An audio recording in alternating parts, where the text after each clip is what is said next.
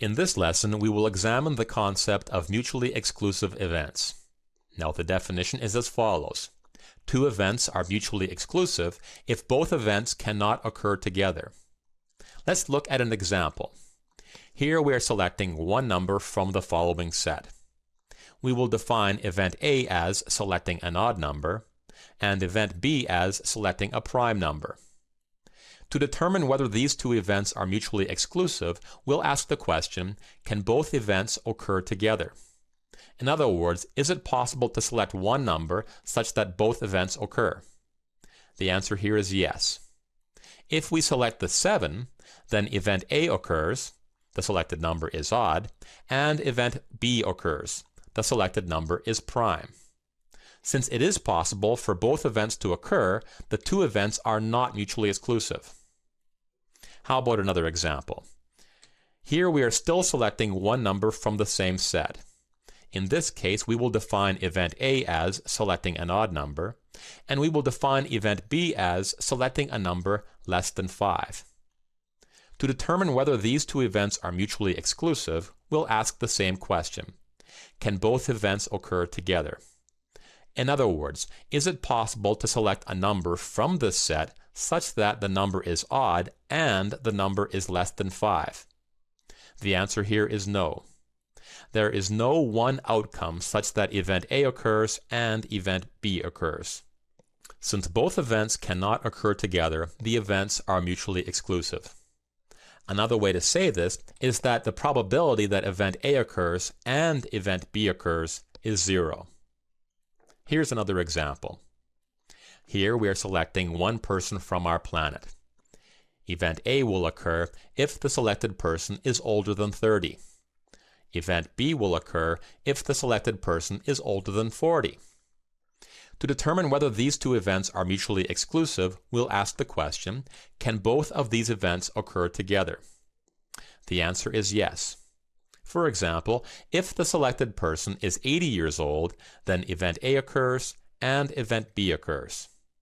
Since the two events can occur together, they are not mutually exclusive. Let's look at one last example.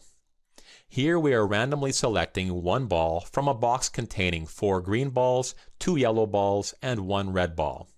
Event A will occur if the selected ball is red, and event B will occur if the selected ball is yellow. Can both of these events occur together?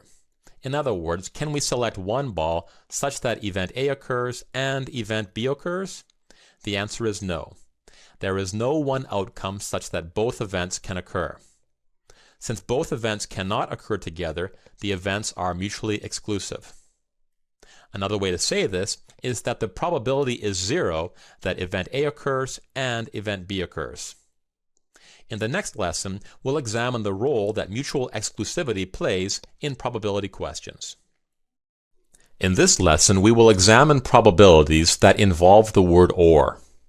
We'll begin by answering this reasonably simple question in order to introduce a general formula to apply to similar questions. Now, in this question, we are selecting one number from a set of numbers, and we want to find the probability that the selected number is either odd or prime. Now, please note that unless told otherwise, we must always assume that the word or is inclusive. This means that if we are examining the probability that event A or event B occurs, we must consider the outcomes where event A occurs, outcomes where event B occurs, and outcomes where both events occur. Now, for OR questions, it will often be useful to identify the individual events involved. So for this question, we'll say that event A is the event that the selected number is odd, and event B is the event that the selected number is prime. We want to find the probability that event A or event B occurs. To solve this question, we'll use the probability formula. Later, we'll solve the same question using a new formula. Now, when we use the probability formula, we see that we need to find the total number of outcomes where events A or B occur, and we need to find the total number of outcomes.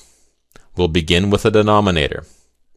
Since our set contains 7 numbers, there are 7 possible outcomes. Now the numerator.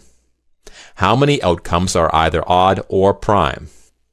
Well, 5 of the outcomes are either odd or prime, so the numerator is 5, which means the probability is 5/7 that the selected number will be either odd or prime. Now let's examine a second way to solve this question. To do this, we'll introduce a new formula that can be used with probability questions involving the word or. Here we see that the probability that event A or event B occurs is equal to the probability that event A occurs plus the probability that event B occurs minus the probability that events A and B both occur. Let's use this formula to solve our question. To do so, we'll need to determine the probability that event A occurs, the probability that event B occurs, and the probability that event A and B occur together. Now, event A is selecting an odd number. Since 4 of the 7 numbers are odd, the probability of event A is 4/7.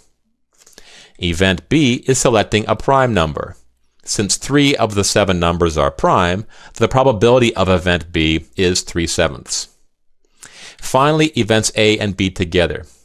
Since 2 of the 7 numbers are both odd and prime, the probability the events A and B occur together is 2/7. We can now calculate the probability of event A or event B occurring by plugging our information into the formula to get 5/7. Now, admittedly, this solution is actually slower than the first solution. However, the consequences of the new formula are important to note. Up to this point, we were relying on the probability formula that required us to count individual outcomes.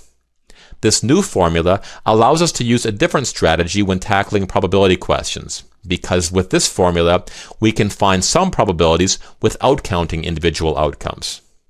In the next lesson, we'll examine a question that illustrates this.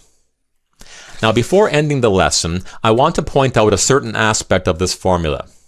It has to do with this part here, the probability that events A and B occur together. If you recall from the last lesson, we learned that if events A and B are mutually exclusive, then those two events cannot occur together.